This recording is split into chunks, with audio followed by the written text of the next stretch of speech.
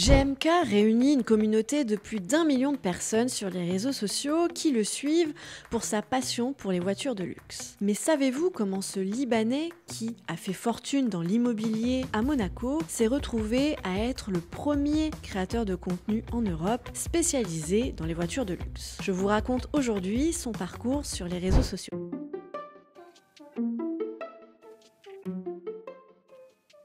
Georges Maroun Kikano, alias GMK, est aujourd'hui un personnage incontournable sur les réseaux sociaux. À vrai dire, il ne passe pas inaperçu de par sa taille et surtout de par le contenu qu'il partage sur les voitures de luxe. Mais avant de commencer, il est bon de savoir que GMK a une petite particularité. Il ne vit pas de ses contenus sur les réseaux sociaux. Sa famille a fui le Liban pour venir s'installer à Monaco quand il était un petit peu plus jeune. Son père, dont il a hérité de la fortune réalisée grâce au commerce dans le canal de Suez, lui permettent aujourd'hui de vivre. Ses investissements dans l'immobilier, la fortune de son père lui permettent aujourd'hui de vivre avec une rente mensuelle. Et il ne s'en cache pas, il l'a d'ailleurs expliqué à de nombreuses reprises dans des contenus partagés sur les réseaux sociaux ou dans des interviews. Et c'est d'ailleurs grâce à tout cet argent réuni qu'il peut proposer aujourd'hui des contenus sur les voitures de luxe. Et comme il est généreux, il en fait profiter le plus grand nombre.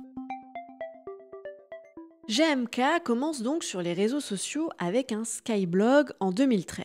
3 années plus tard, on le retrouve également sur Instagram. Il publie alors des petites vidéos des voitures qu'il découvre ainsi que des photos. On peut notamment retrouver sur Instagram l'une de ses premières vidéos sur l'Audi RR6. On ne l'aperçoit pas dans ses premiers contenus, ce ne sont que les voitures qui sont mises en avant. Ces courtes vidéos sont également publiées sur YouTube et à partir de 2017, il commence à mettre en ligne des vidéos un petit peu plus longues qui frôlent les 20 minutes, où on peut, encore une fois, le retrouver en train d'essayer des voitures. C'est d'ailleurs ces vidéos sur la RR6 camouflage sur YouTube qui le font connaître à une plus grande audience. On peut retrouver plusieurs vidéos à ce sujet. Et ce n'est pas anodin s'il s'est mis à créer ce type de contenu. Son objectif était de se faire remarquer avec un type de voiture qu'on n'a pas l'habitude de voir. Et comme il ne pouvait pas acquérir des véhicules de luxe à tout va, il fallait bien trouver un subterfuge. Il va donc avoir l'idée de réaliser ce type de vidéo principalement sur les véhicules Audi RR6 avec du camouflage. Il explique sa stratégie dans une interview donnée à Forbes et je le cite: « Pour me démarquer, je me suis demandé ce que je pouvais faire pour que ma voiture soit complètement différente, puis je me suis dit que je n'avais jamais vu de voiture camouflage. Il y a 5 ans, personne n'avait vu de voiture camouflage sur les routes, c'était quelque chose qui n'existait pas. J'ai donc pris toutes mes voitures et j'ai mis du camouflage différent sur chacune d'elles. J'avais une C6 III AMG que j'ai faite en camouflage vert, ensuite j'ai pris une BMW M3 que j'ai fait en camouflage rouge et une Audi RS4 en camouflage noir. Ma première Ferrari, je l'ai transformée en camouflage gris. » Vous l'avez compris, tout est une histoire de camouflage. Puis petit à petit, face à l'engouement de ses vidéos, GMK prend de plus en plus confiance en lui et décide de se montrer sur les réseaux sociaux. C'est donc de cette manière que ses abonnés commencent à découvrir ce personnage colossal de 2 mètres tout en muscles. Mais son objectif sur les réseaux sociaux, ça n'est pas de se mettre en scène ou de parler de lui, il reste véritablement concentré sur les véhicules de luxe. Et son objectif est très clair, c'est permettre au plus grand nombre de pouvoir se projeter dans un tel véhicule qui coûte un véritable bras. Il propose donc des visites de ces véhicules avec une manière assez intimiste pour que chacun puisse avoir l'impression de se retrouver dans ces véhicules particuliers. Pour continuer sur cette lancée, il fait d'ailleurs parfois gagner à ses abonnés la possibilité de venir tester l'une de ses voitures. En 2016 par exemple, il publie l'une de ses premières vidéos longues avec l'un de ses abonnés qui peut venir tester l'une de ses voitures camouflage. Et cette manière de faire sur les réseaux sociaux fonctionne puisque quelques années seulement après son lancement sur les réseaux sociaux, il réunit plus d'1,5 million d'abonnés. On est alors en 2019 et GMK devient le premier créateur de contenu en Europe spécialisé dans les voitures de luxe. Et à partir de là, sa communauté n'a cessé de grandir. Mais vous allez voir que petit à petit, son contenu va évoluer parce qu'on va apprendre à découvrir GMK différemment. Et on va notamment apprendre à le connaître différemment grâce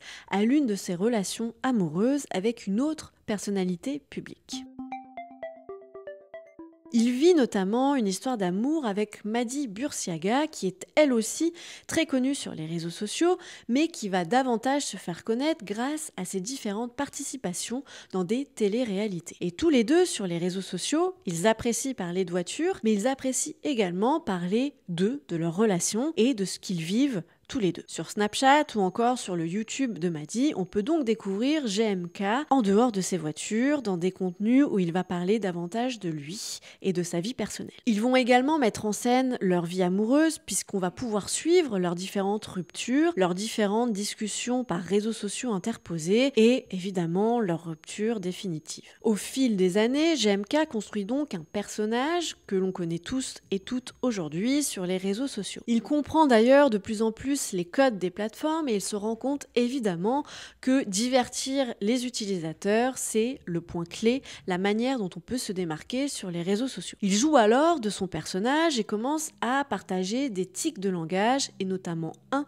qui est ultra repris sur les réseaux sociaux et que vous connaissez certainement si vous le suivez.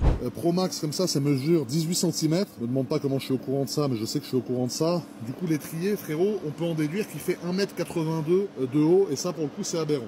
Au-delà de ce personnage, de cette utilisation de l'expression, GMK va petit à petit agrandir son cercle d'amis et commencer à créer des relations avec des créateurs de contenu très suivis, mais pas forcément dans le même domaine que lui. On peut notamment le retrouver aux côtés de Squeezie ou encore aux côtés d'Inoxtag, avec qui il va vivre de véritables aventures aux quatre coins de la France. Et ces nouvelles amitiés vont lui permettre évidemment de continuer de faire grandir sa communauté et de se faire découvrir par des personnes qui ne sont pas forcément passionnées par les voitures. Au fil des années, donc GMK s'est fait une place sur les réseaux sociaux et a su utiliser à merveille ces nouvelles plateformes. Il a à la fois partagé sa passion, créé une sorte de divertissement à chacune de ses publications, parlé un petit peu de sa vie privée, mais pas totalement pour garder une part de mystère et surtout créer un lien particulier avec sa communauté. Et aujourd'hui, il continue d'être suivi par des millions de personnes.